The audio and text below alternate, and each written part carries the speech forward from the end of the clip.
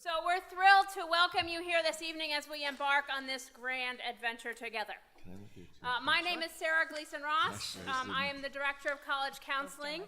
I'm currently in my second year here at Gilman. After, I'm not even going to tell you how many years of work in education and admissions and college counseling. And Gilman continues to delight me with its bright and dynamic students and amazing faculty and our bright vision for the future. Before we begin our formal program with our guests, I just wanted to speak very briefly about our philosophy and approach to college counseling. This is a philosophy which is very much in line with Gilman's mission. As college counselors, we seek to know our students and to know them extremely well. And in so doing, we can best support them and guide them and challenge them to find their next school home. That place where they will continue to thrive, live lives of purpose, and continue to become the best versions of themselves. So it's all about finding that fit. That school where your son will flourish academically, athletically, artistically, and socially. And it's also about guiding each student in a supportive and caring way, knowing that at the heart of this sometimes stressful process, after all, is a 17-year-old boy. So how do we accomplish this goal? How do we go about finding the best match when there are over 2,000 four-year colleges and universities in the United States alone, all the while balancing the health and well-being of our students? So here's what we do. Our formula is simple. We spend hours building trust, getting to know each student extremely well. We spend hours investigating programs, spending times with colleagues such as our colleagues on the stage, looking for schools that will be a good fit. We spend hours poring over essays and applications, and even more hours advocating on each student's behalf. This is a grand partnership, and together we will accomplish this goal. Many of you have already filled out the parent questionnaire, and I thank you for that. And for those of you who are still working on it, thank you in advance. This is a very important document which lays important groundwork for our understanding of your son, your expectations for his college process, and the best ways we can work together. We recognize that this process can be sometimes fraught with challenge, and for that reason, it is a collaborative effort. For some of you, and I'm guessing maybe most of you, this is your first child to apply to college. And for others, you've been through this process multiple times. I think those seasoned parents will agree that no child and no process is the same. And I'm sure that we all can agree that the college application process has changed drastically since the day when you and I applied to college. So we believe that with knowledge comes power. And as overwhelming as this journey may seem at first, step by step, meeting by meeting, we will advance to our objective together. So beginning with tonight's program, followed by the students program, which we will hold on January 22nd, and ongoing communication over the course of the year, you and your son will be fully equipped with the knowledge necessary to make good decisions and achieve our ultimate goal. For I can assure you that every Gilman graduate finds a college home, and you are not doing this alone, far from it. Once your son completes his questionnaire, we ask that he book an appointment to meet with his college counselor. The first meeting is a getting to know you meeting, a time for the counselor to learn more about the student's interests, personality, academic accomplishments, and collegiate aspirations. Once we meet with your son, we would love to meet with you, and we welcome an opportunity to meet with you. And we hope that then you also finish your questionnaire. And by March break, we hope to have developed a preliminary list, and we strongly encourage you to take advantage of the spring break to visit colleges. The Ames College Fair will take place in early May, and we have scheduled a program in athletic recruitment for March 10th at 1 p.m., and details about these programs will obviously be forthcoming. Mr. Baker and Mr. Herman will be taking a group of students on a college tour to New England in June, and there will also be a trip going to visit historically black colleges and universities in March. The essay workshop takes place at the end of August, and as I said, we'll be in touch with you about all these opportunities. As I said, you're not alone. You have an expert team of college counselors behind you. We stand ready to support you and your son at each and every turn. For some of our students, this means working to diminish the anxiety surrounding the process. Others may require more encouragement and motivation. College counseling takes many forms, so I encourage you to take full advantage of the knowledge and experience offered you as we have walked this journey countless times. And I'd love to introduce our team, and before I do, I just can tell you with incredible assurance that I've never worked with a finer group of people, and I've worked for a really long time. So Gilman is really fortunate. I am really fortunate to have inherited such a great team. First, I want to introduce Ms. Sawyer. Is she? I think she's hiding out front. There she is. All right, you gotta know Ms. Sawyer. Vivian Sawyer's been with Gilman since 1972, when she worked with Upward Bound, and she's been in the college office since 2004, so she's a key person for us all to know. Justin Baker here has been with Gilman for 11 years. He started out as an English teacher and baseball coach and moved into college counseling 6 years ago. He still teaches 2 senior English electives and coaches middle school baseball. Anna Follansby has been with Gilman for 6 years. Once upon a time, she worked with one of our guests at Providence College. She also teaches English to the 10th grade and serves as advisor to Senior Encounter and coaches intramural ultimate frisbee. And Matt Herman has been with Gilman for 9 years. He teaches U.S. history and coaches JV golf. His favorite thing. All right. Very. Yeah, that's a gig. All right, so on to our distinguished panelists. We are very grateful to have such experienced and knowledgeable deans of admission with us this evening. As you will soon see, our goal tonight is to pull back the veil of mystery, to show you what a collaborative process this is. Not only collaboration between us, but the collaboration between the College Counseling Office and each admission office as well. For we all share a common goal, finding the best school for each student. So I'm going to go this alphabetically, starting with Raul Fonts in the middle. Raul started his admissions career at his undergraduate alma mater, King's College, moving on to his graduate school alma mater, LaSalle University, where he also earned a master's in education. In 2000, Raul moved to Providence College in Providence, Rhode Island, and there he has moved steadily through the ranks in the admissions office, when in 2015 he was named Associate Vice President and Dean of Admission and Financial Aid. Kate Jacobson, on the right, graduated from Millersville University with both her undergraduate and graduate degrees in English, and after obtaining her master's, she was selected to be a college advisor for the College Advising Corps, which is a nationally recognized AmeriCorps program. She then joined the admissions office at Franklin and Marshall College in 2010, where she's had various territories and assignments over the years. Currently, Kate leads the visit program and is responsible for recruiting students from Maryland and Gilman, Delaware, and the Princeton area of New Jersey. And finally, on my right is Jeremiah Quinlan, who is a graduate of Yale College, was appointed Dean of Undergraduate Admission there in 2013, and is now Dean of Undergraduate Admissions and Financial Aid. He is responsible for Yale's outreach efforts to high-achieving students from around the world, the college's selection, recruitment, and financial aid process, development of admissions and financial aid policy and practices, and the advancement of Yale's position as a global leader in affordability and undergraduate education. So please join me in welcoming our esteemed guests.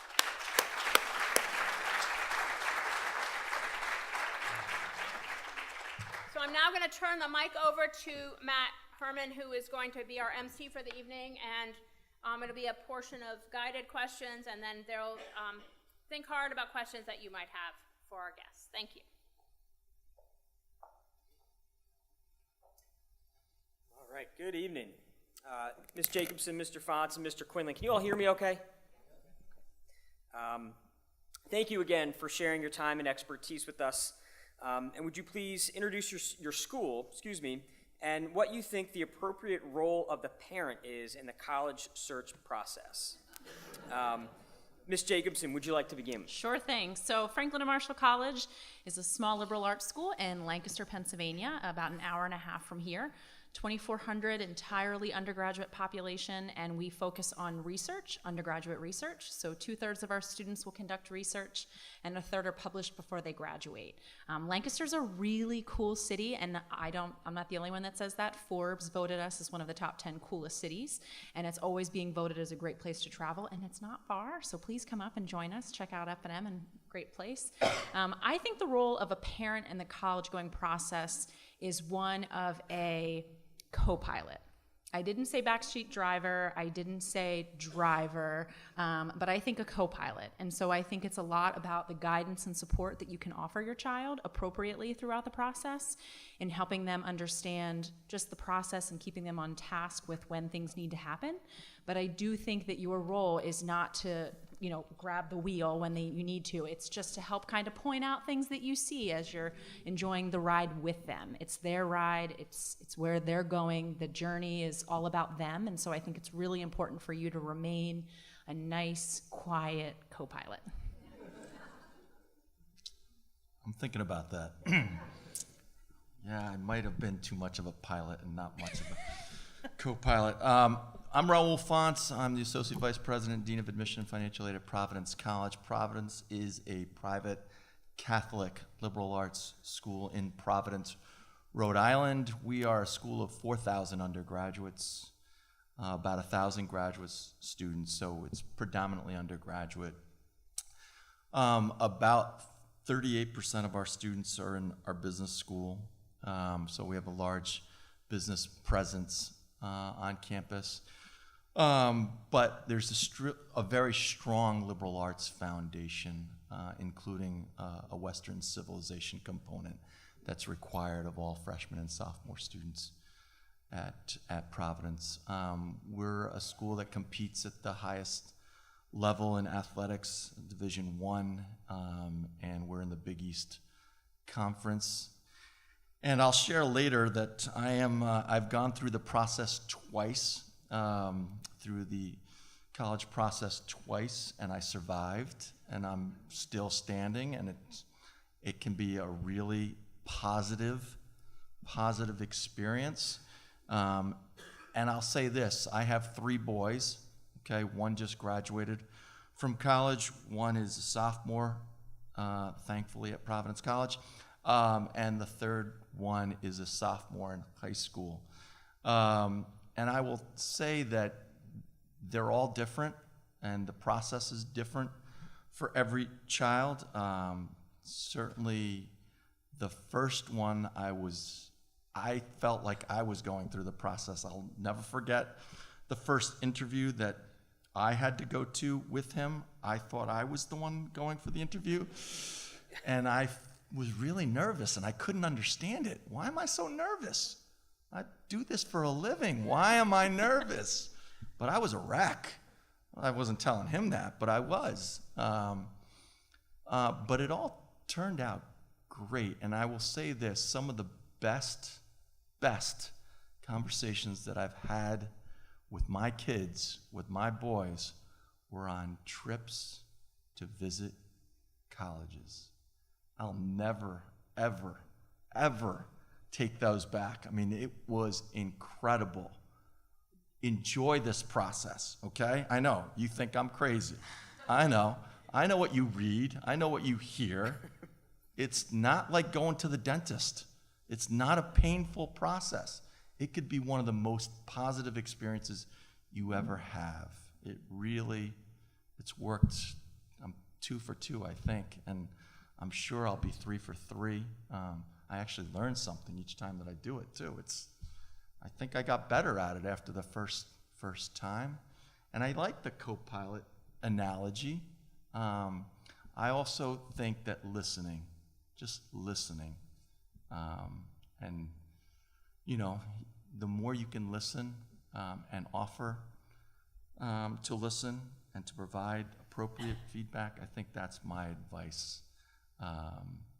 They're all going to be great, and you've got tremendous support here, so I wouldn't be too anxious about this process, even if you're a first time. I can tell you that. Thank you. Hi, good evening, everyone. I'm Jeremiah Quinlan. Yale University is a research university located in New Haven, Connecticut. We have currently 6,000 undergraduate students and about 6,000 graduate students in 12 different graduate and professional schools: medical school, law school, forestry, business, nursing. We're the only Ivy League school with 4 graduate schools in the arts: art, architecture, music, and theater. And we have 6,000 undergraduates. Everyone, no matter their major, we offer 80 different majors at the university. All are members of Yale College. We like to think that we are the sort of world-class research university that focuses most on undergraduate education because of our size. Undergraduates now are over 50% and have of the total student body at Yale, but also have access to all of the great resources at our graduate and professional schools, whether it's through 5-year master's programs, research at the medical school, et cetera. We also pride ourselves in the fact that we have strengths among our peer group that are very, very diverse across the academic disciplines. A third of our students major in the arts and humanities, a third in the social sciences, and a third in science and engineering. And we actually really like the broad diversity of academic interests and the fact that it's about a third in terms of what students choose to major in, because we really feel like we are the institution for students who want to study science but not have to give up really advanced music, or are very interested in journalism but want to be really good science writers. We want to offer strengths across the disciplines and have students interested in all of those areas. I would say that I'm not going to be as helpful as some of my other colleagues up here on the panel. I have a 3-year-old daughter at home who I was just on the phone with outside, and she told me that today at school she built a wall out of paint. So I don't know what to make of that, but it sounded really exciting. And my biggest concern with her is getting her out of her comfortable pajamas and putting on clothes in the morning. But that may be your concern too. That may be what you're dealing with. The best advice I can give you, and it sort of just is similar to what you've heard already, is that I think you could try to make this as positive a process as Raul mentions. You want to try and model some really good behaviors for your son throughout this process, whether it's being thoughtful about the choices that he or is making in terms of what schools to visit, whether it's being graceful on a college tour and not barging in front of other parents to ask the first question, whether it is allowing that time for listening or protecting your relationship so that you're deciding this is the time of the week that we are going to talk about this process. We are not going to make this an all-encompassing conversation that basically becomes this fraught relationship builder. We want to make this something that's talked about when we're cleaning up from dinner and doing the dishes together, or at halftime of the Ravens game, or whenever it is that you are going to decide you're going to talk about this. That is the time that you should be picking that and trying to protect that. And you can really model for your son some of the behaviors that they're going to have to really get good at in college, whether it's organizing time, being mindful of deadlines, working with adults and asking questions of adults, for them asking questions of adults, not you asking questions of adults. And I think that there is a lot to be gained from providing some of the structures that might be needed to get through a complicated process, but making sure that your son is the one who's doing all of the action items. I think things get problematic when it's the parent doing something rather than reminding or having a discussion about or making sure that they have thought about some of these aspects. But anytime a button needs to be pressed, a document needs to be uploaded, a form has to be handed to the college counseling office here at Gilman, I think it's very important that it's your son who actually is doing those action item steps rather than the parents. And then that's a clear way for you to think, okay, when am I stepping over how can I draw a line in this process? All right, we're going to talk about it during this discrete moment every week, and I'm going to make sure that it's my son who does all of the specific action items. And I think that's kind of an easy way to approach it at the beginning when you're trying to think about what your role is. And I love the co-pilot analogy too. That's great, thank you. So, and now starting with Mr. Fonts, can you share with us some of the ways that college admissions has changed? And you picked your time frame, whether it's the time you've been at Providence or the time that you've been Well, I started when I was 12, so, this is my 34th year, and it's had its cycles. I mean, it's changed dramatically for me as a professional, and certainly for students. We were talking at dinner today about how we actually read applications, and not so long ago it was paper, and we had piles of it. 8 years ago, 9 years ago, we were still reading paper files at Providence College, and we would spend hours upon hours opening the mail and putting these files together. And I kept thinking to myself, geez, this is what we went to college for and paid all that money. But it's changed, it's evolved tremendously, and everything is electronic. And the efficiencies that we've gained in this short period of time for Providence, I know Yale's been doing it. They were a leader in the clubhouse for a long time, but for us, it's changed the way we've been able to interact with our applicants, with families, with students. And that, to me, is the most valuable piece that we've gained as a staff. My team, yes, we still spend a lot of time and hours upon hours reading files, but we also get to engage with students. We also get to know them in a deeper way, and we have more. We spend more time. I think I would describe our process as very labor intensive, and that hasn't changed from the paper to the electronic for us, because at Providence College, we choose to recalculate every high school transcript. That's one thing that's remained. We're going to get to that later, don't worry. We will get to that later, and it's different. But as far as a change is concerned, technology, that's the big change for us in the last, at Providence College. Technology has changed the landscape. It's made us more efficient. It's given us the opportunity to travel more effectively, to communicate with students more effectively, and to me, that's a huge benefit. Everyone wins in that scenario. The professionals win, but so do the students and the parents and the families, because our information is better.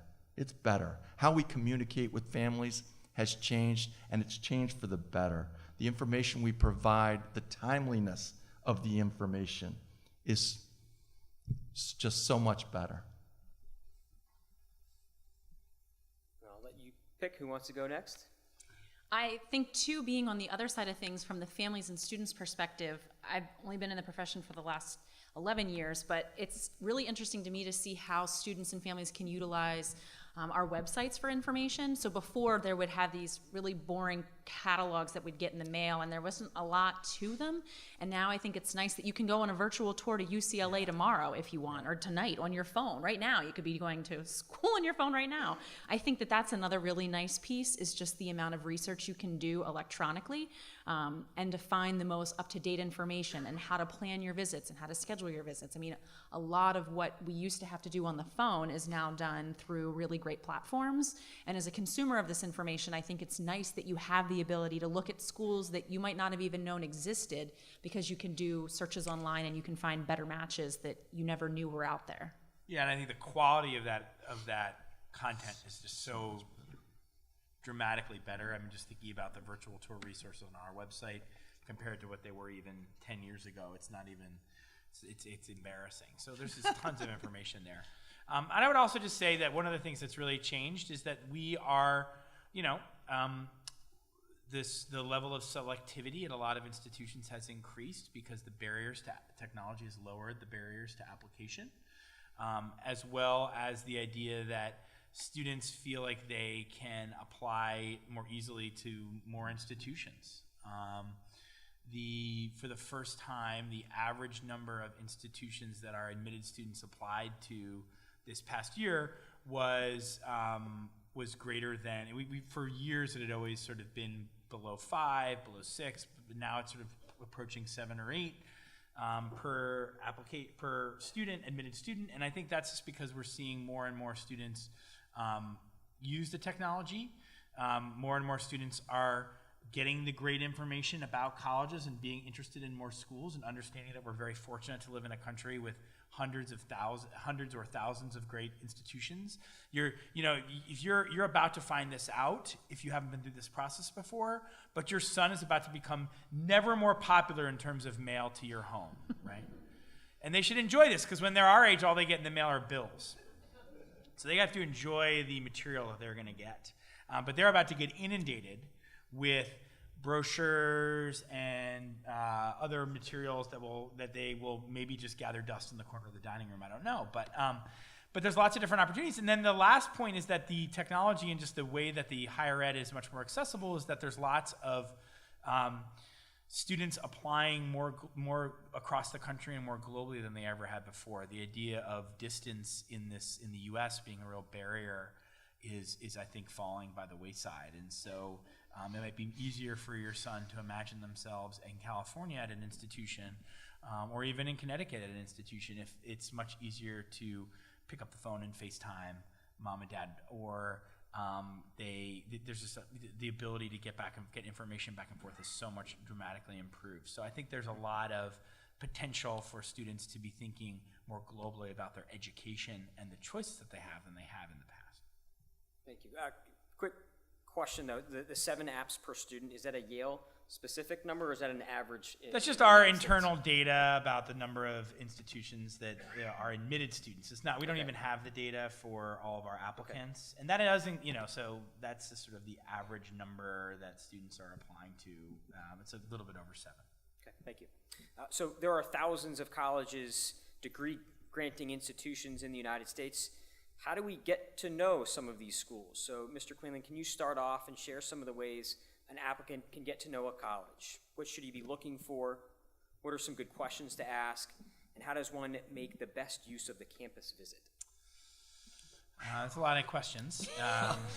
I'll start with the first part. I mean, I think one of the best things to do, is start locally, right? Before you invest in a long road trip, which can be wonderful and provide lots of great conversations with your son. You probably, let's say you're heading north from here. There are on the I-95 or Amtrak corridor, there are going to be hundreds of institutions for you to choose from. Before you even do that, you might want to just say, okay, let's figure out what's within driving distance for the day. So my brother actually went to Goucher College here in Baltimore, Maryland, still lives in Baltimore. You could look at Goucher, you could look at the University of Maryland, you could look at St. John's, you could go to Washington, D.C. and look at Georgetown. If you thought maybe, you'd want to, is it worth going up to see Providence? Go and take a look at Georgetown. You could take a look at American or GW, and literally within, maybe not all of them, but you could sort of spend 3 day trips and get a good cross-section and try to at least begin to understand what your son might be interested in across lots of different dimensions. And the other big piece of advice I would give you, besides start looking locally, because that will just be a better use of everyone's time and money, is to create a very simple rubric of a few things. And don't immediately eliminate institutions because they don't check every single box of what your son might think is important or you might think is important. I think because there's so much choice, students use, and parents use, very easy bifurcations to help them navigate all their choices. I only want to go to a big school. I only want to go to an engineering school. I only want to go to a school that plays Division I sports. Okay, those are interesting things to say, but does it need to be all 3 of those things? Do we care about one of those more than the other? So what I would recommend you do is basically just create a very simple sort of rubric: academic opportunities, non-academic opportunities, size, location, and cost. And then decide, okay, which of these, we are not going to hit the green checkbox on all 5 of these, but let's start thinking about schools as we view locally that can help us sort of guide our search. I think too many schools are eliminated at the front end of the process because they're small, or they're not engineering, or they don't play D1 sports. It actually might turn out at the end of the process that your son cares much more about academic fit or location than he does about D1 sports, and then he's taken some really great location and academic fits for him out of the running. So I think you should not be thinking in sort of just quick, this is this type of school or that type of school, and do a slightly more complicated check mark about different institutions as you begin to sort of build that search list. That's great. For the visit, I will definitely share that I always think it's important for families to go off-road when they're visiting campuses, even though I'm the campus visit coordinator and I don't want to give this advice. I do think it's important that you don't do just what we've orchestrated for your visit. So we have tour guides that are trained. We have information sessions provided by people who are trained. We show you around the best places on our campuses. But really, you need to go off-road to see what life is really like at our different institutions. So do those things, do the tour, do the info session, but then also just take a walk and just interact with students that are in line at the coffee shop, or go to the dining hall and walk up to, have your son go walk up to a group of kids and say, hey, how's it going? Do you like going here? I mean, whatever their comfort level is, but I think that's how they get a really good sense of just the general day-to-day atmosphere of the school. And so I think going off-road is nice so that you can really kind of see behind the curtain of what our admission offices are polishing for you. When you get there, you get a better idea of kind of what the real day-to-day can be. Yeah, I like both of those. I like, in particular, the rubric. Everyone should have the makings of a list and how you set it up and how you follow it. But there's so many things that you want to go to a website and see what the opportunities are at the individual, because they're going to be different at all three of our institutions. The opportunities for that visit are going to be different, and they're going to be different based at the point that you're visiting. Are you visiting as an inquiry, just you haven't even applied yet? Are you visiting after you got admitted? Are you visiting, as a second or a third time?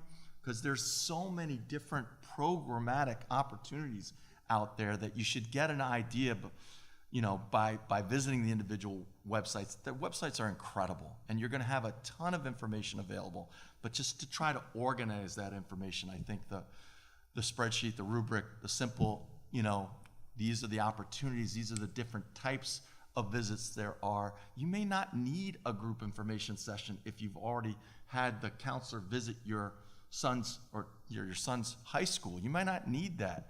You may want to do an interview. You might want to sit in on classes, which, at certain points in the process might be available to you. You might want to go to an open house. You might not want to go to an open house. You might want to just drive there and go rogue and ask any student that's just random about their experience. Sitting in the dining hall. Oh yes, we know guys eat. And so you got to go to the dining. I mean, that's a must-have. You've got to check out the food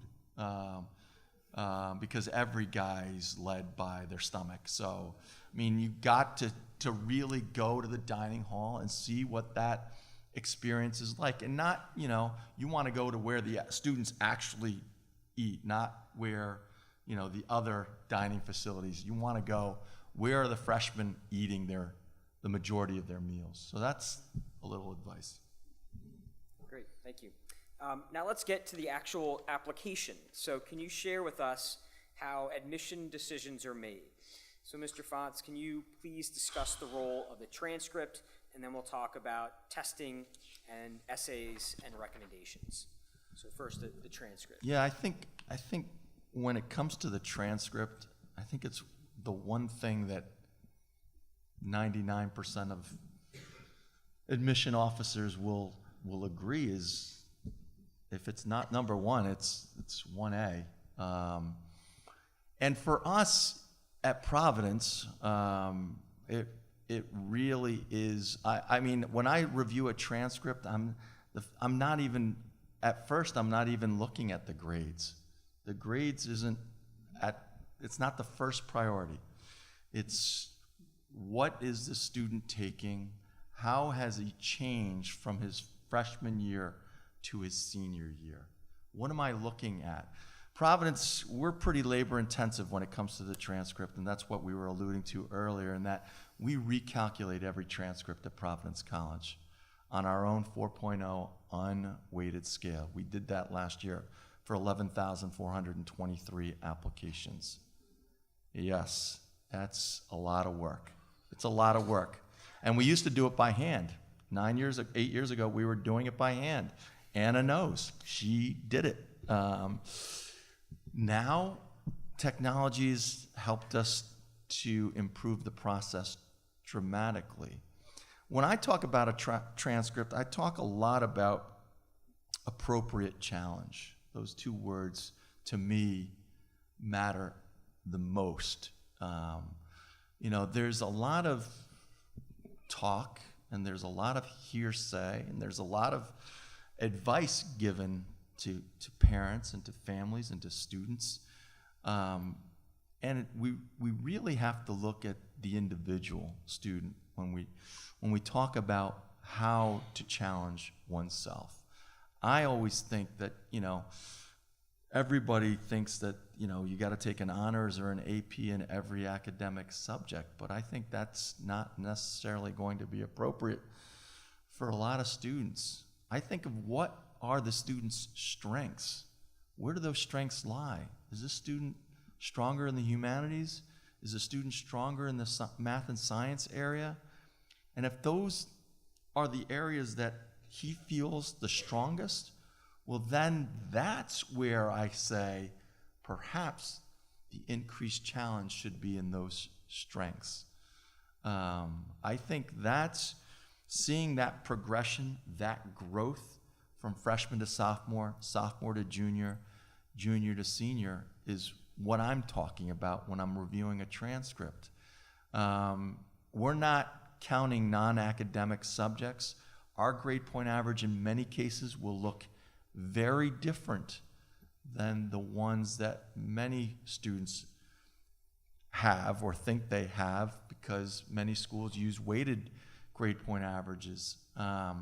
So we're only looking at English, math, science, history, or social science, and foreign language, and because we're Catholic, religion or theology would get factor in, and very selective electives. So we are looking at a grade point average in those areas of our unweighted scale. We're plugging in the grades, and now the computer does the math, thank God.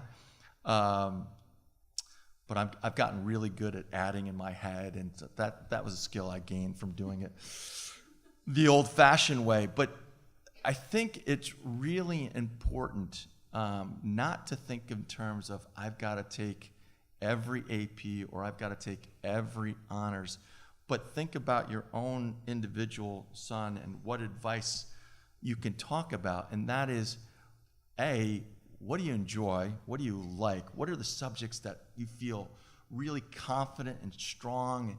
And do you feel you can take that next step? Do you feel like you might have started out in a regular curriculum and you want to see if honors is available? Can you step up the challenge to an honors?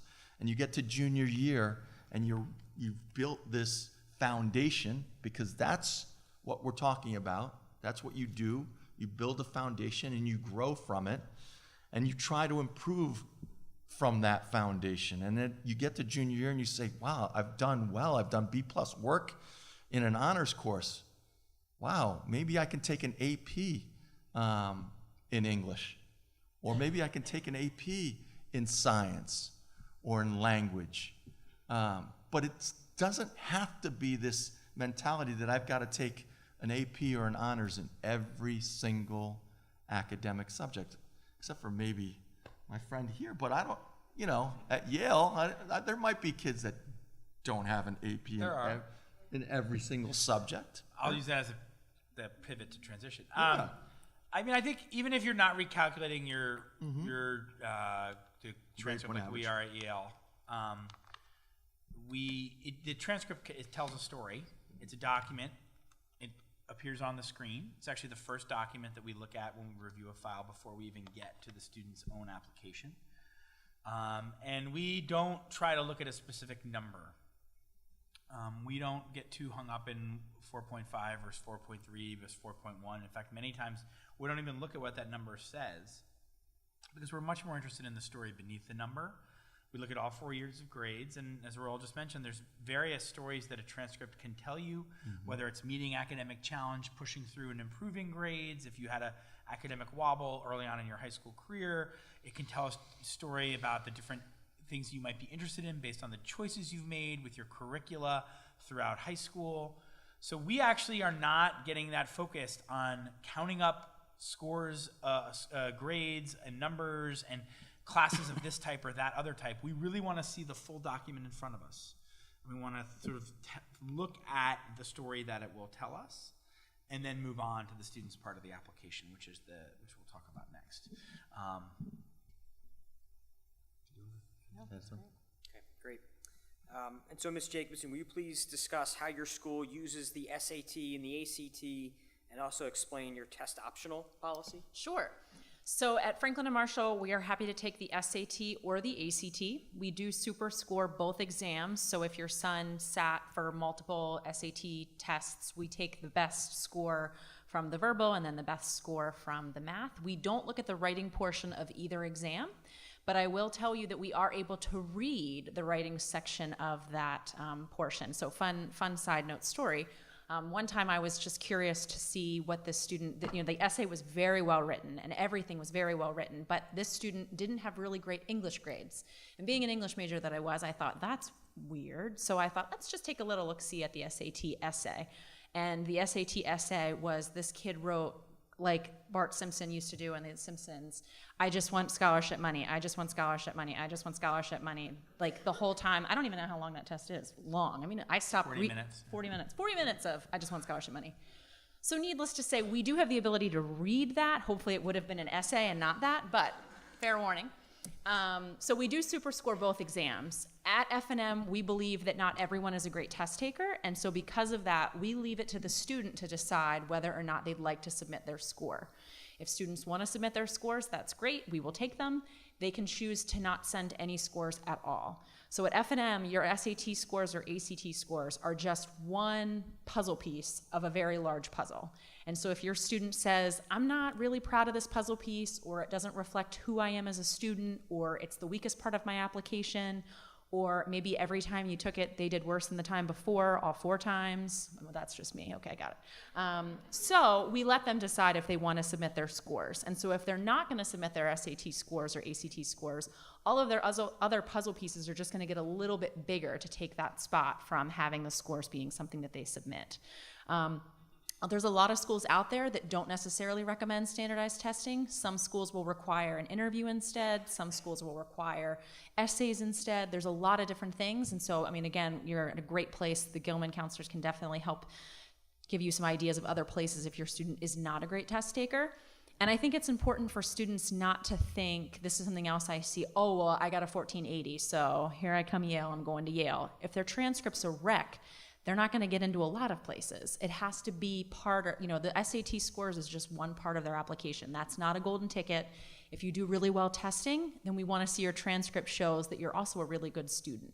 A lot of times, it's so disappointing to see a transcript that's not great and not stellar because that kid's just not showing up day after day in the classroom, but they were able to show up for a test on a Saturday and they knocked it out of the park. That is so infuriating, and I don't have any kids, but that will be something that I'm gonna knock into my kids' heads. So again, I think there's a lot of stress about standardized testing and that's the golden ticket, or I gotta wait to get my scores and I want to wait and see what they are. I think that there's a lot of pressure about that. And I think, again, you're in great hands here with Gilman to figure out, where our averages are. All schools have profile averages of our admitted students. So you can get a better idea of what do our admitted student scores look like. And you'll have a better idea. Not saying that if you don't get a 1600, you're not admitted, but that does give you a better idea of what we're looking for. Again, a lot of schools are holistic remission. So it's not just your scores. And keep in mind, I think about this a lot because of the electronics and the technology that we're in. Because of the world that we're in, we're employed for a reason. And so if a computer could do our jobs, then we'd all be out of jobs. And so if it was just a score and just a GPA, we would all be unemployed. It's not that easy. There's so many other things that go into it. And so keep that in mind, especially with the testing. That's not just the one, the magic bullet that's going to get you in somewhere. That's just one part of a very large puzzle. And for those students that aren't great test takers, it's not that they're not going to go to college. There's plenty of colleges that will take students that don't submit their scores or that have lower scores. Yeah, we're test optional as well, and about 40% of our applicant pool does not submit test scores to us. We've been test optional since 2008, so just over 10 years now. This is the 11th year.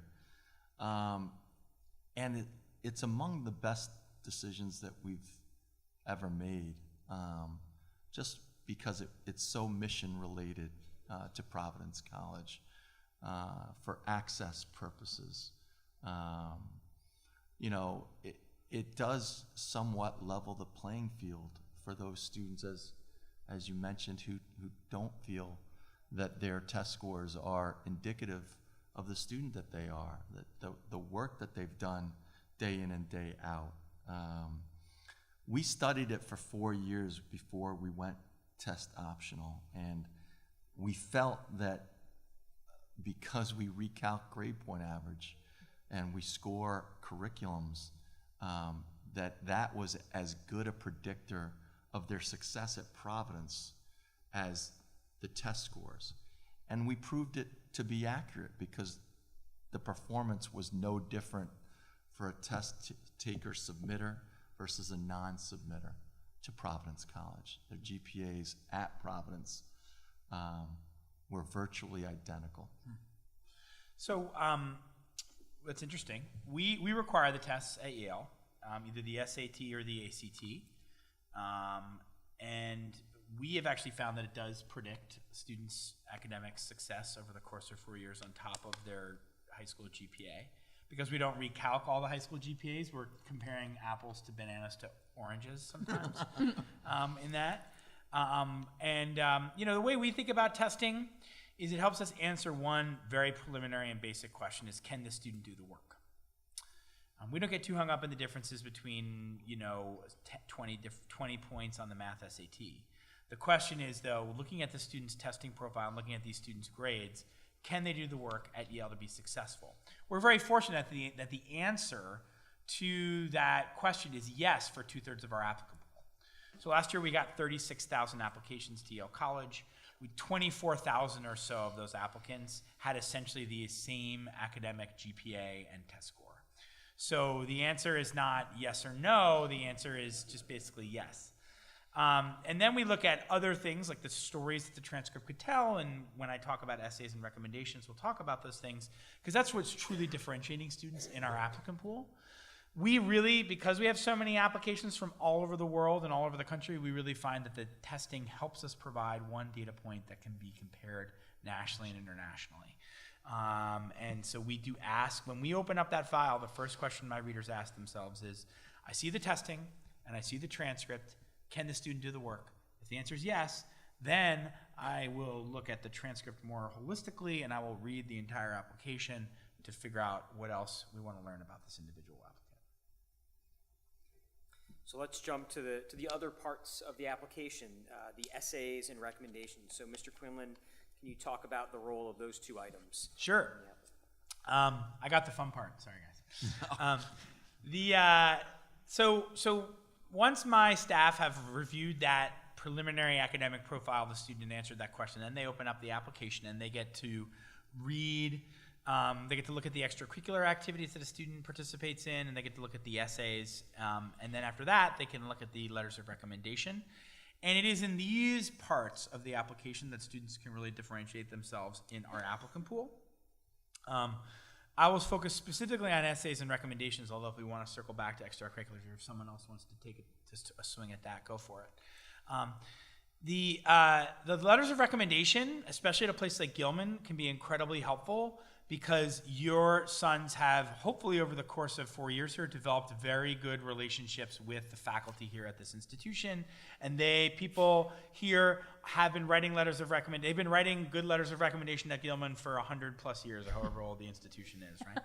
So, and the counseling staff here knows your son well, and so they can write a detailed letter of recommendation. The key here is your son should ask themselves which two teachers are going to spend the most time that they have in their busy lives writing me a very good differentiating letter of recommendation.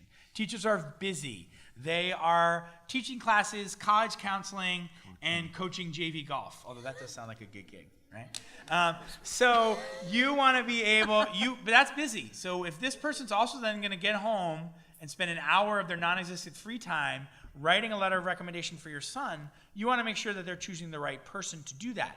Sometimes people think, I want to choose the AP US history teacher to do that. I know you don't have APs in the humanities, but I want to choose the junior US history person to do that, or the person who's on the faculty who went to Yale. Those are fine people to ask, but that's not the reason you should be asking them for letters of recommendation. It's because they know you so well, they know your son so well, and they like your son so much that they're going to spend some time writing a detailed letter of recommendation that really differentiates them from the thousands of other very smart, very talented young men in our applicant pool.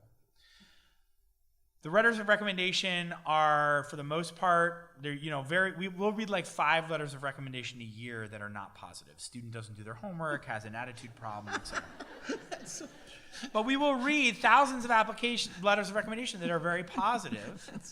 But then there's the really sort of the smaller percentage of letters of recommendation that truly separate students out in the applicant pool. And you have to think about who's going to write those things for you.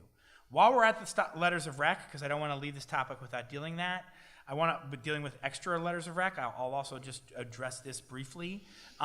More is not better in this process. That actually sounds counterintuitive, but when you think about applying to a school with a very selective admit rate, where all of the components of the application need to be excellent, the more you send us, the higher chance it is that what you are sending us no longer separates your son out in our applicant pool and actually begins to read more like the warm, lukewarm letters of recommendation that we see thousands of times over that will not help the offer of admission here. So my advice is you should send, if necessary, only one additional letter of recommendation from a coach, a Boy Scout troop leader, a pastor, an employer, a research mentor, someone who knows your son in a completely different context and knows them very well, and that is not even required. Most of the students we admit to Yale, in fact, I looked at this because I wanted to have this data point exactly for this moment, 80% of the students we admitted to Yale last year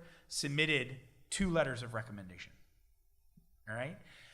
This is not something that needs to be is prevalent or as you may think it is, and not something that needs to become a dramatic part of the application process. And more is not always better. Do not ask another English teacher, your next door neighbor, and your congressperson who you met yesterday to write additional letters of recommendation. I am inundated with recommendations from Yale alums who are writing on behalf of their friends' children. Best not to send those. The other thing I would say about essays, for a more brighter topic, is this is a great opportunity for your son to differentiate themselves in our applicant pool. This is not, it is kind of a great moment for them to think, okay, my transcript tells this story, my testing says this about my academic preparedness for the institution, my recommendations are going to probably say this about me, I have a general sense of how I'm thought of around the school. What else can I tell the committee that will help them get a good sense of who I am? Essays should be reflective, they should be personal, they should be written in the first person, the second person is weird, the third person is scary, all right? Do not get your essays over-edited. You would be surprised, or maybe you would not be surprised, by the number of essays that we read that sound like they have not been written by 17-year-olds, but actually by 47-year-old lawyers. Right? Mm-hmm. So many 47-year-old lawyers writing essays to Yale these days. And let me tell you something. They're not the essays that are differentiating students in the applicant pool. Because either they're too safe and they're not providing any glimpse into the personality, or they're over-dramatized. This is a new trend. In the last 3 years, I have read so many essays from students who feel, because Yale is so selective, that they need to write incredibly dramatic renderings of life events. This is not what the admissions committee wants to read. I'm not even trying to be that joking. You're not even embellishing this that. This is just like every third essay is very over dramatized.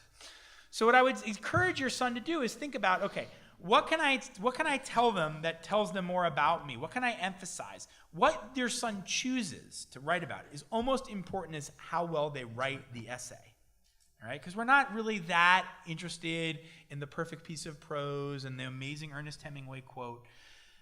You should get your essays proofread. Don't spell Yale Duke, all right, or something else like that. But you definitely want to not have these essays over-edited, and you need to help your son say, you know what, AP English teacher, you know what, next door neighbor, you know what, mom or dad. This is my essay to college, and the most important thing that the person can get out of this is to understand who I am and what makes me tick. And if I make these edits, that's going to be completely gone away.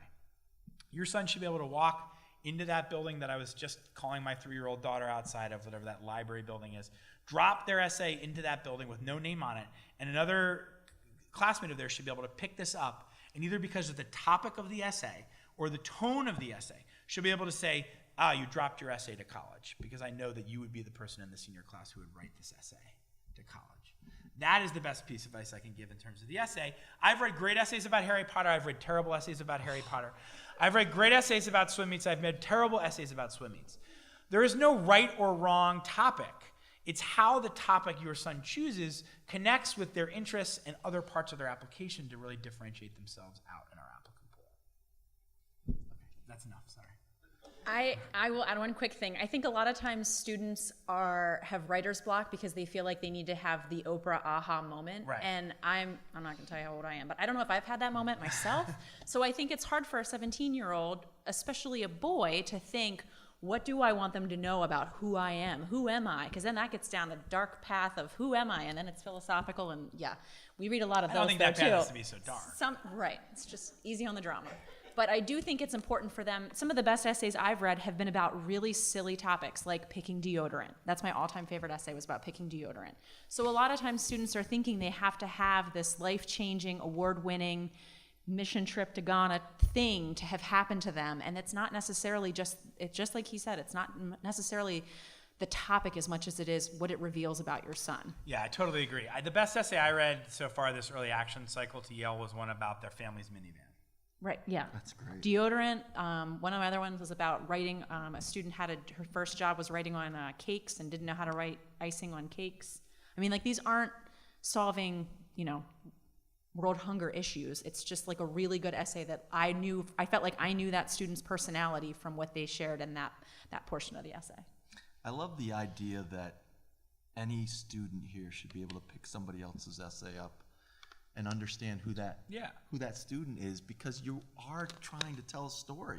You're trying to, for us, it's like putting the pieces together. You use the puzzle analogy, and I like that, because when we think about extracurricular activities as another piece of that puzzle, you might have learned that he's an incredible tuba player from the essay. He went to some national competition, and this is important, and I think extracurriculars are there because it helps us build a class in some cases. It really does. We don't, not every student is going to be the same, and they're all going to bring different things to the table, and I see the extracurriculars as a complement to the rest of the application. Yeah. It's not about the quantity.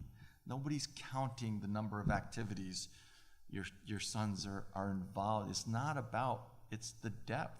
It's what they want to perhaps continue to participate in, what they might bring to our community and continue to do. And we know that students who are involved do better. We know that if they're involved, they tend to do better academically. They manage their time better. But it's not artificially embellishing your resume or building this. It could be one or two things, and that's something that they really, really are. I don't want to say passionate about, but they're involved. They're heavily involved. They want to do something. They might want to continue to participate. So it'd be good for us to understand those things. Great. So you mentioned building a class in discussing and looking at extracurriculars. Can you also talk about the way a class is built through athletic recruits, through the arts, through legacy students, and underrepresented students? So, Mr. Quinlan, would you like to start? I'm glad he went to you. Because you got the easy one last Yeah, time. that's good. That's true. You did. You got the layup. I mean, I'm going to take a slightly different approach to this answer. And just describe briefly sort of how the process works at Yale, because that, I think, helps sort of how this works. And we basically divide up the world into 25 different geographic portfolios. So I have 25 admissions officers. Each of them gets assigned a geographic portfolio. There's someone in my office who's been reading applications from every applicant from the state of Maryland for at least a decade. She's fabulous. Her name's Lindsay Acevedo. I will gladly give you her email address after this. And so it's her job actually to do that initial read of every application from Gilman. Answer that initial question, is the student competitive or not? Is the student academically able to do the work? And then read the essays and recommendations and extracurriculars and sort of decide, is this student someone that I'm interested in moving? They then send it off to be read to by a second person. The second read comes back, and then it's Lindsay's job, of those in Maryland who have been read twice, present a certain number of those students to the admissions committee. And at Yale, we have a 5-person admissions committee, and it consists of 3 admissions officers, a member of the faculty, and a dean in the college.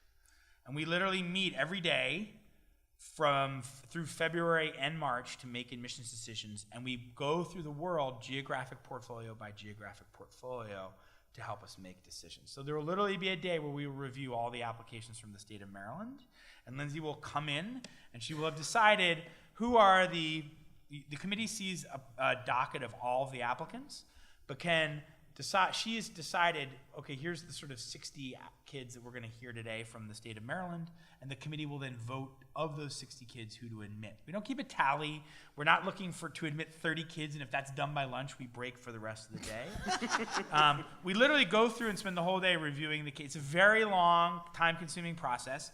You can see the havoc that this has wreaked on my waistline over the last few years. And the idea is we get to know the student. We are a 5-person committee that has the parts of the application on a screen in front of us, so we can talk about the essays, read the letter of recommendation that's in question, take a look at the transcript together. And so she makes a presentation, the committee reviews the file, and then we vote on the candidate. So this is an incredibly time-consuming, person-intensive process. And it's through that we will consider things like, is the student supported by the athletic department? Is this student underrepresented minority? Is this student a legacy student whose father or mother went to Yale? And those are things that we will consider in the process as positive aspects of the process, but again, nothing that we quantify, because the whole process is very whole person. There's no specific formula that goes into it. These are sort of thumbs on the scale as we move through. The groups that we're specifically affirmative for, just to be very clear, are sons and daughters of Yale alumni, first-generation students, people who will be going to college, first members of their family to go to college, underrepresented minorities, African-American, Latinx, Native American, and then those who are supported by our athletic department for our 35 Division I sports. And those are the things that we would sort of be consideration in the process. But everyone goes through the same process. And then with about 10 days left, I take a snapshot of where we are in the class, see where we are, and this is where the class building comes in. And then I make everyone bring all of their admitted students back through a final review committee with the knowledge of where we are through the class to do the final shaping and to get from what we're usually, basically to decide if a student's going to be on the wait list or admitted. And that is sort of how we do the final calculation. But it's really every student considered on their own merits, case by case, throughout the entire process. That's the kind of a way to answer your question. That's great. I don't even know how to follow that up. There's so many questions that, there are a lot of schools that have very similar, and basically what we're trying to do is get from that, in his case, 37,000, in my case, 11,500, down to the number that you want to admit. And you're right, we use a geographic breakdown, and there's 16 on my staff, and they are all assigned a geographic region, and we get they are all responsible for the first read, and then in teams of 2 they do a second review, and then that narrows it a little bit easier, and then we have 2 committees of 8 each, and that's where we get to hopefully the final final number. There is, there's more pressure, I think, for athletics at Providence. There's, if there's a 7-footer that our coach really wants, then I'm going to hear about it. And I think we treat athletics in kind of a tiered system. So men's and women's basketball and men's and women's ice hockey at Providence are the top tier. And then soccer's and lacrosse, and I'm probably forgetting somebody, still there's a middle band, and then there's swimming and tennis, which are non-scholarship sports at Providence. But we still want to help those teams. But there's 5 athletic liaisons on my staff. They are all communicating with coaches. We are aware, or we should be aware, of any student athlete who's being recruited. And we do a pre-read for every athlete at Providence, so we're well aware of them, and we give them an idea of where their admissibility stands in advance of their application to Providence. So it's similar, but there are going to be differences, and certainly the number of students selected is certainly going to be different. At F&M, we don't get nearly as many as my colleagues do. We just this year, we're just hitting the 7,100 mark and growing, so we're excited to see where we land this year. But at F&M, I am one of the readers of all of the apps in my geographic territory, so I am the second reader for that. We have another reader that reads everything through once, then I get it, I read everything through a second time, and then we go to committee. And committee is a very long time period of long days where we literally will go around the room, there are 9 of us, and we committee every single application. Wow. Even if both of us say admit, even if both of us say deny, I know, guys. We still talk about every kid. Every kid gets their moment in the spotlight. We talk about. If you can do it. So we have 7,100. It's a record-breaking year, but we really want to give everyone the chance. We want everyone to look at everything. My colleagues are looking at the same things we were looking at, and again, the geographic part's nice. So, being that I've been at F&M for as long as I've been, I know a lot of the schools, and so again, Gilman, I know the ins and outs of Gilman, and it's great to have your sons attending such a great place where we have those relationships. And so that's the way that we do things at F&M, in having every person get read twice, and then every person gets committed. Great.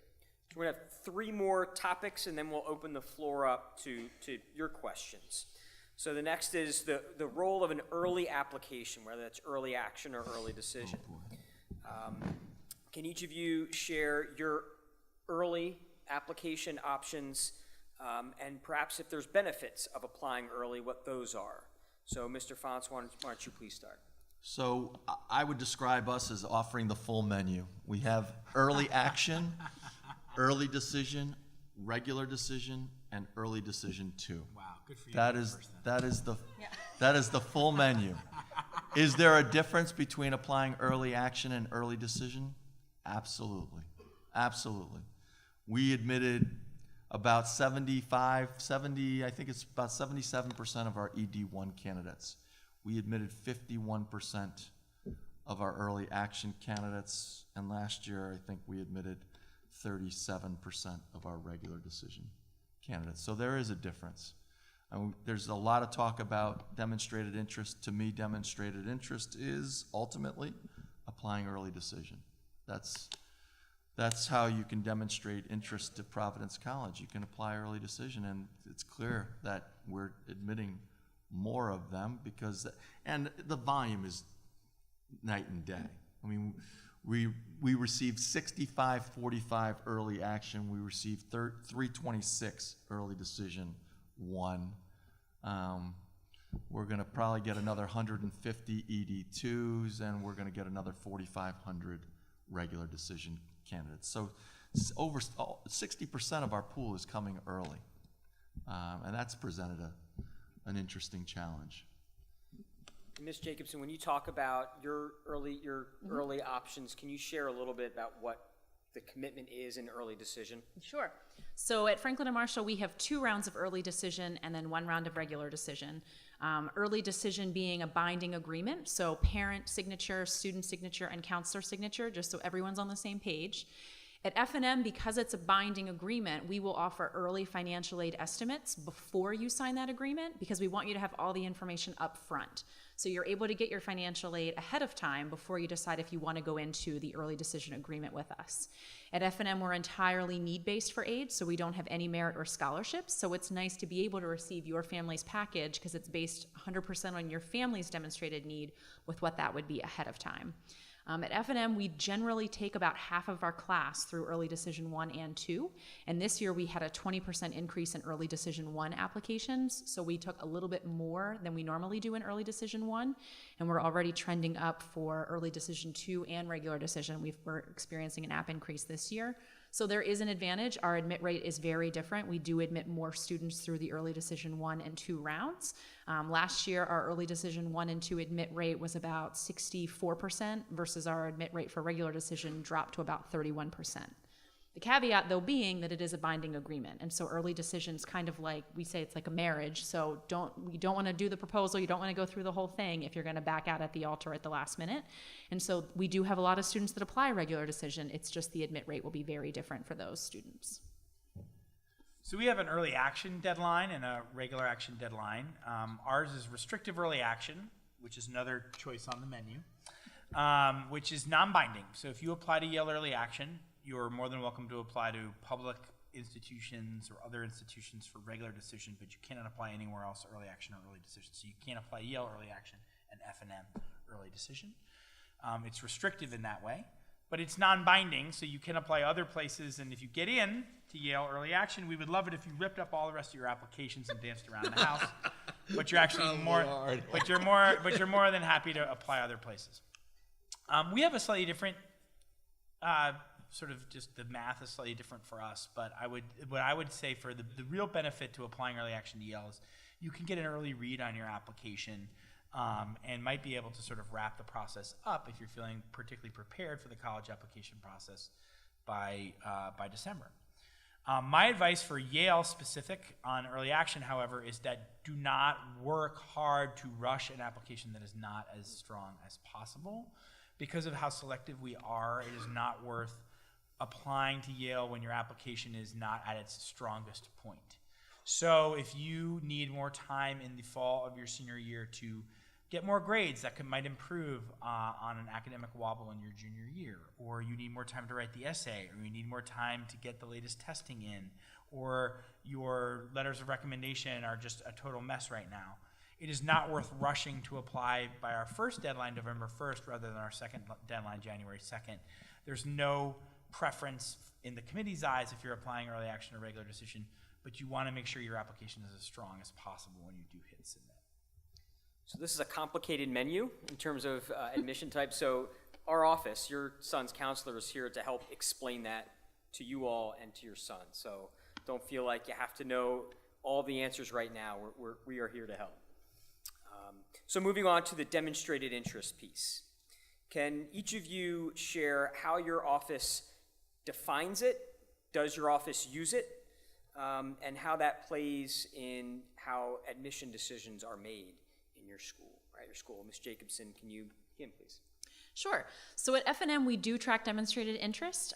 We're looking for an incoming first-year class of not that many students, and so we want to pick students that want to pick us back. And so when students come to tour, when they do information sessions, those are all things that we track. Interviews are a really good way to show interest at F&M. We do have those. They're optional. They're strongly recommended, but they're not required.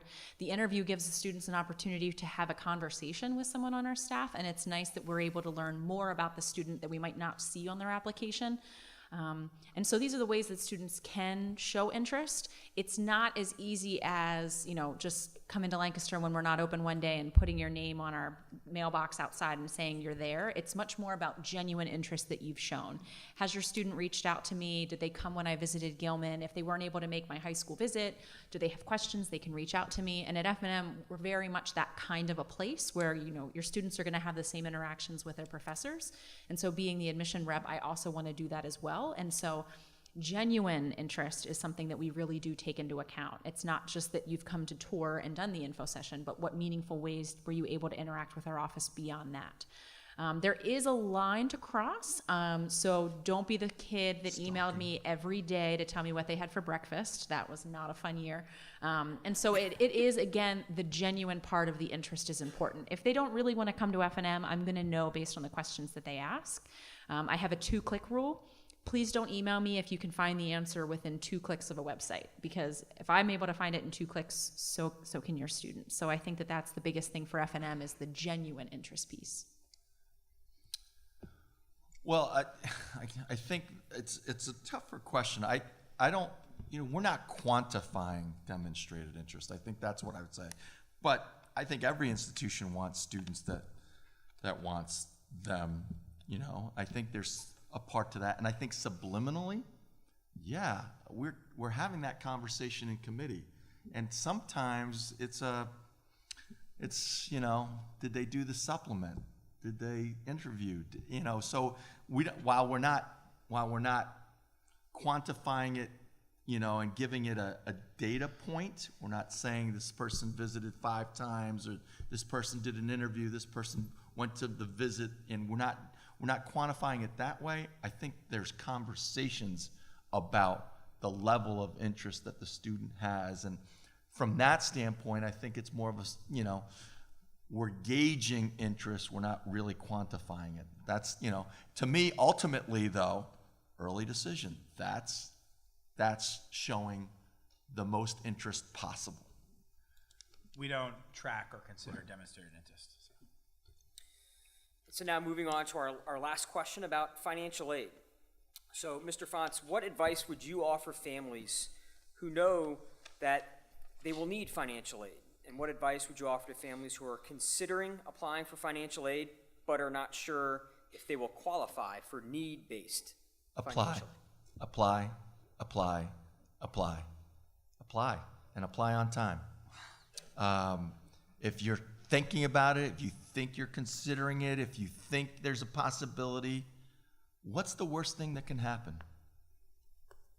No, that's the worst. Yeah, I know. It takes 2 hours to fill out the profile. It takes, takes some time to fill out the forms, but I'm a huge advocate for families to filling out financial aid. I oversee financial aid. I'm not the day-to-day person in financial aid. I'm responsible for it. I'm responsible for the budget. I do review some files. I'm involved in appeals for financial aid, and I think financing an education is a conversation that needs to start happening earlier in the process, and it needs to be a realistic conversation with your sons. Maybe not right now, okay? And I'm not saying that you disregard schools by price. That's the other problem that we have here is, the intimidation factor of a $70,000 a year education is becoming, quite frankly, intimidating. It's hard to even say it. But as that price is going up, there are opportunities. There are institutions like mine that offer merit-based academic scholarships, and that is part of financing the education. It's part of the financial aid award. If you applied for financial aid, it would be a part of it. It would be filling some of that need. The simple advice is to perhaps look at the institutions that you're most interested in and start looking at net price calculators.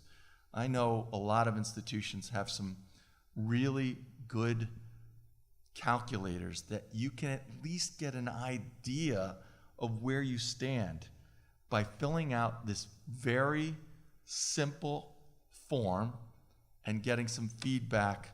You can get an idea of where you would possibly have qualified for some need-based aid. Now, I'm not going to sit here and say they're 100% accurate, okay? Because many of them cannot they're not going to calculate merit. They don't know about academic merit. But from a need-based perspective, they can be very, very helpful. You guys want to add to that? I think another thing to echo is just about being realistic and honest with one another, and that goes for parent to parent and parent to student.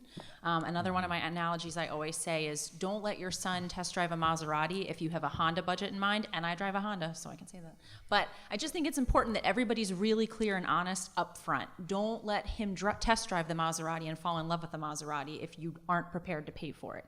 And I think that that's something that is really hard with a lot of families, is, you know, having a really honest grown-up conversation with your young son is not always fun, but I think that it's something you need to do before you start the process, so everyone's on the same page and everyone's more aware of the options that are realistic and something that you're all okay with doing. I mean, it's definitely an investment, and it's something that everyone has to be on board with, and I think it's an important conversation to have in the college search process, not the college selection process. The last thing I would say is, building on the net price calculators, Yale and I think F&M and a lot of other institutions have something called a quick cost estimator, which is actually even a shorter version of the net price calculator. It will require no tax returns, 3 minutes, and we are striving to give you a fairly accurate range of what a Yale education could cost. And I think it's now maybe up to 50 or 60 schools that have this quick cost estimator. It's called My Intuition Quick Cost Estimator. Very, very valuable. And worth spending 15 minutes. You can get estimates, a range price for 5 or 6 institutions. Great, thank you. So, Ms. Jacobson, Mr. Fonts, Mr. Quinlan, thank you again. Let's hear it for our guests.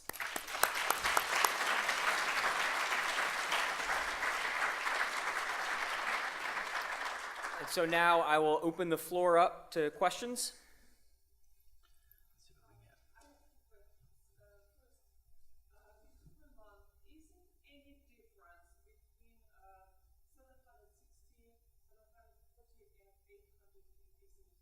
So I'm gonna repeat questions just so everybody can hear. So is there a difference between something like a 740, 760, 780 on an SAT? So the answer, and I addressed this before, the answer is essentially no. I mean, they are obviously different numbers, but the answer to the question, can the student do the work at Yale, to any of those scores would be yes. So I don't think there's any real distinction in our minds about that. No, no. No, so I get this question all the time. We do not need to do that. And I think maybe, I don't remember which one of you mentioned the range of scores that are available on our websites, but I think if you really go on and see that, you would be surprised actually at the ranges. I think the ranges are very valuable, but I think if you were going onto Yale's website thinking that the range of SAT scores for our admitted students is going to be between 740 and 800, that is not what you're going to find. Actually, the middle 50th percentile is closer to sort of 680 and 780 than it is between sort of 740 and 800. So I think going back to that can be a very helpful educational tool for you.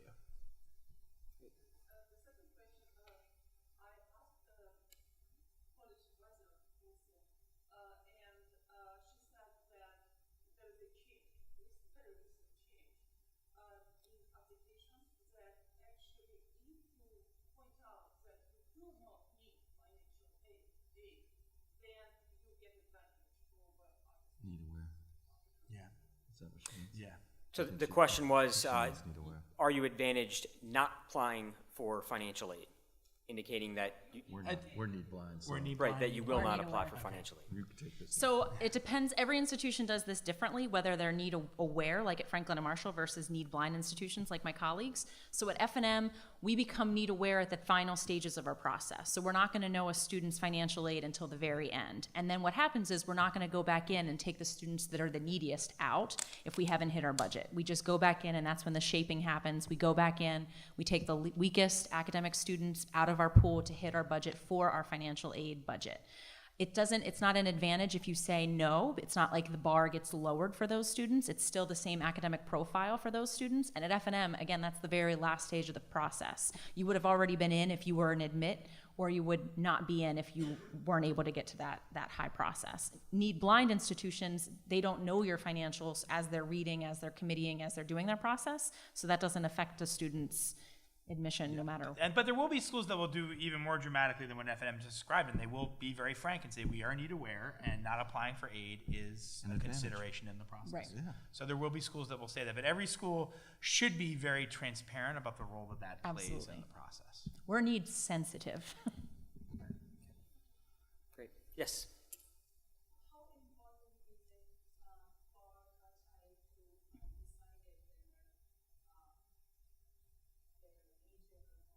Good question.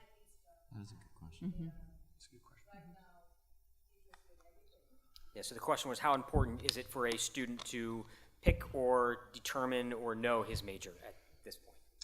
I can tell you at Providence that 40% of our students in the freshman class will begin undeclared. And being a liberal arts institution, it's something that if they're not sure, we actually advise them to be undeclared and to explore and to try different courses, because that might spark an interest that they truly want to study. So if they don't know, it's not something that I would advise forcing them into selecting something if there's an undeclared option offered. And I believe a lot of places have that undeclared option. At F&M, we're a liberal arts school, so no one declares a major till the end of their sophomore year on purpose. We don't want to pressure students into choosing their major until they get to college and they're able to try on some things that maybe they didn't have the chance to take in high school. So no one's declaring a major till the end of their sophomore year at F&M. We're the same. Yes. Wasn't the question really about what does it mean to the admissions process, not about when the student declares? Oh, I misunderstood that. Well, I think it's So sort the of question was same. about- I mean, It's the same thing. doesn't though. really, we ask students, on our application, we ask students to list 3 possible majors at Yale. We asked for 3 specifically because we don't want them to have to think about one. And then we're much more interested actually, and then we have a short answer underneath that, which is in like, I think it's 200 words, tell us why you chose those 3 majors. So we're more interested in students sort of thinking about what their academic interests are and related to our curriculum at the moment.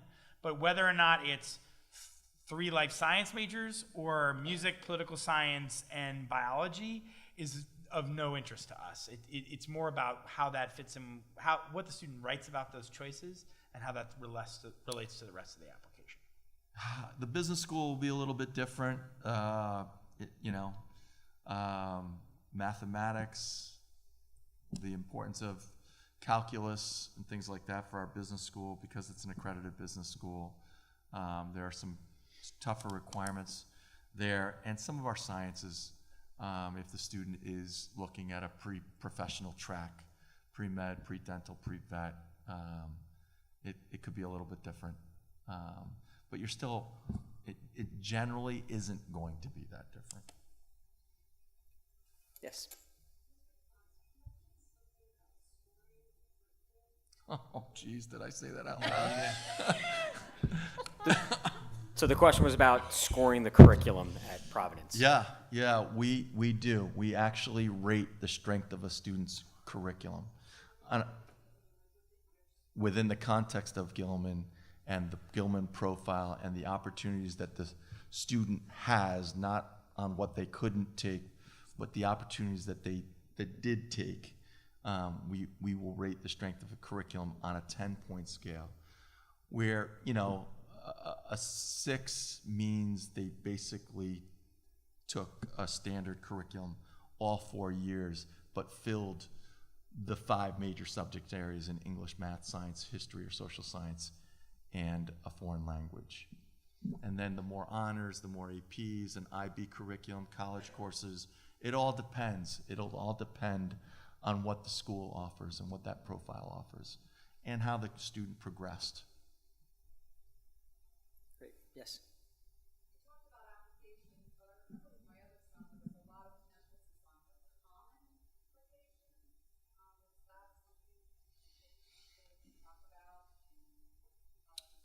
Yeah, we exclusively use the Common App at Providence. And we have one supplemental essay that's our own essay. Sorry, the question was about the common application as a Yeah, I think type maybe 2 your apply. confusion is about how the application works. So the common application is sort of, it's one application that can be used at 800 800 colleges plus, and universities. 850, But then everyone can have their own member-specific questions. So it sounds like Providence has one. member We've specific. got 8. So if you want to apply to Yale, you take the Common App, and then we have the short answers about academic interest. We got all these. We spend a whole day as a staff cultivating application questions. We love additional application questions, right? So We have none. Frank, oh, you have none? Really? Wow. Okay. So when I talk about application, I'm talking about the member-specific section, which for us is probably about 4 pages of a 12-page application.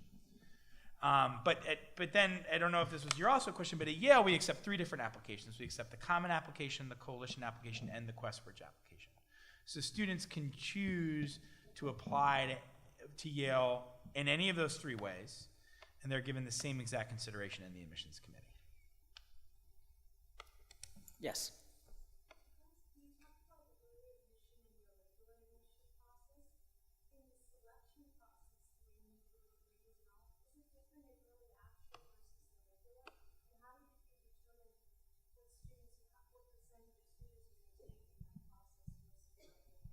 So the question was about how the differences between early round and the regular round? I guess you're looking at me. We use historical data. I mean, that's really a majority of my life is spent studying, analyzing, and I'm basically looking at 10 years worth of history and data and trying to formulate what we're trying to get to as far as the college, the cabinet gives us our president, the vice presidents, they'll establish with my consultation an enrollment goal and what we're going to, hopefully shoot for, and we have institutional priorities, but then there's a lot of historical data that we're analyzing, and we're looking at the history broken down by early action and early decision and regular decision, and yeah, that's the best answer that I can give you. I could tell you, but it would bore you, and we'd be here all night. Yeah, same thing. I mean, we kind of know what. just- And if there's any question, we defer applicants. So Yeah. if you apply early action to Yale, we denied application of 25% of our pool. So that means we knew that these were the students who, when we answered that preliminary question, the answer was no. So what we're going to do there is close their application and send them a signal they should move on and apply to lots of other institutions. But if there's any question, for about 50% of our early action applicant pool last year, we deferred them. And we consider them again in the spring when we have the context of the full applicant pool. And then we will admit some of the students that we defer. It's not a defer just to go automatically and get let down in March. We defer because we're going to take a look at you again in the committee again a few months later and then make a final admissions decision on your case. Maybe time for 2 more questions?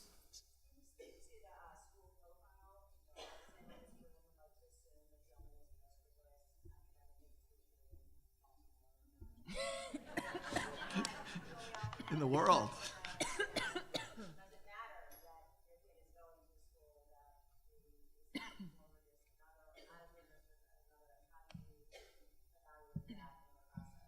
So the question was about Gilman, the school profile, and the role that plays at a particular institution. Okay, she's caught.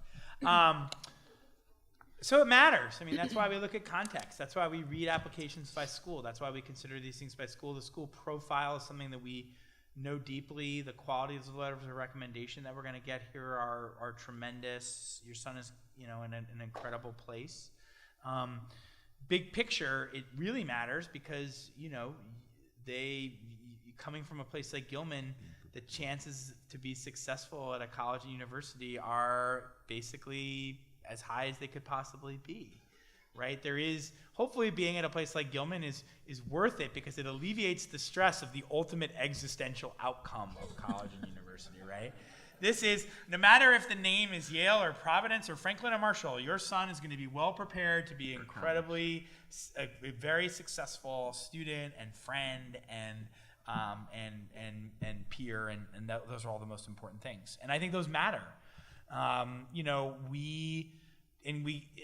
that is the type of stuff that can be really, really beneficial to us when we're reviewing a Gilman app. There's a certain assumption of preparedness and quality that we get here that is not the same types of questions we might be asking for students from a giant public high school where there's 1,000 kids in the senior class and no one in the school who's an adult knows this student. That doesn't mean we're not looking for those talented students and trying to respond to those students when we can. It just means that when we're approaching a Gilman application, it comes at it from a slightly different angle. But that's the same for hundreds of independent schools around the country. So I think it does matter, and I think it allows us to also look at things like the transcript and look at things like testing. And when we're asking that preliminary question about could the student do the work here, it allows us to answer those questions. It gives us a little bit more of a surety about how we're answering that question than what we would typically get if we're looking at it. So that's how I would answer that question, sort of big picture. And I don't know if we'll get to the big picture at the end, but I don't want to lose the fact that your son is in great hands throughout this process at a place like Gilman. So the outcome is ultimately going to be successful no matter what the name of the door they walk through August of 2020 is. I think the biggest thing is just the context too. So knowing when I see an application and it is from Gilman, I do expect certain things just because of know what Gilman is. But I also don't believe in a B at Gilman is a blank at this place. A B at Gilman is a B at Gilman, and that's really important to keep the context within the student school and what the opportunities are that student has. And I also think it's very much about the preparedness. So the critical thinking skills, interacting with professors or teachers, and just the things that they're able to do here has really set them up to be successful. And I think that that's a really great thing, so that when I do see a Gilman app, I know all of the opportunities that they've been afforded here, and I know that they're that much more ready for life at a rigorous place like FNM. Great. Last question. Acceptance rates. You get 7,000, you're taking 1,000. You get 11,400, you're taking 1,500, you're getting 32,000. No. We had 11,000. 5 years ago, we admitted 61% of our applicants. This past year, we admitted 49% of our applicants. This year, we're probably going to admit about 46.5% of our applicants. That's where we've gone. And we've made, we've enrolled, we've enrolled the largest class in the history of Providence College this past year. Not intentionally, by the way. This is not, it's not always an exact science. We admitted 200 fewer. We didn't expect 100 more to show up. That data that we analyze, apparently I screwed up. I mean, it's not perfect. You don't expect when you take fewer, more to come. But that's what's happened to us 3 years in a row. And now, so I have to plan with that in mind. So Houdini, pull that out of your hat and say, what's going to happen after you've over-enrolled by 100? You aren't obviously going to take as many as you took last year. So our admit rate has been coming down as more students as our yield, is what we call it, the yield has been increasing. Great. One more round of applause. Thank you.